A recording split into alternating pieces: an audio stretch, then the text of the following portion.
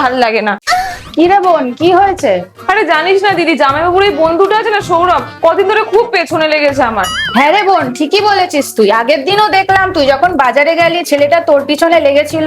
কিছুটা করতে হবে। মা মিমি তোমরা তো বোকা কেন? কাল তো রাখি। মানে?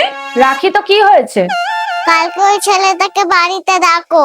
কালকে ওকে একটা রাখি পরে দেবে আর চকলেট নিয়ে নেবে। ছেলেটা ভাই হয়ে যাবে আর চকলেটটা আমার হয়ে যাবে। দেখেছিস, মেয়ের বুদ্ধি একদম খাঁটি কথা বলেছে। হ্যালো, শুনছো? হঠাৎ আজ তুমি ফোন করলে আমাকে? হ্যাঁ, তুমি না কাল আমাদের বাড়িতে চলে আসবে। হ্যাঁ কি বলছো?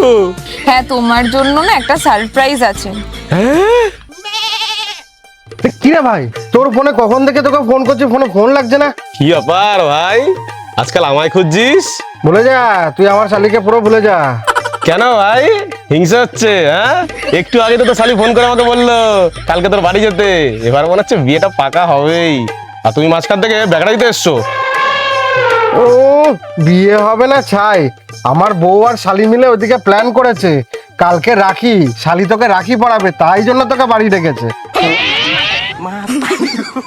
ये फंस गया सी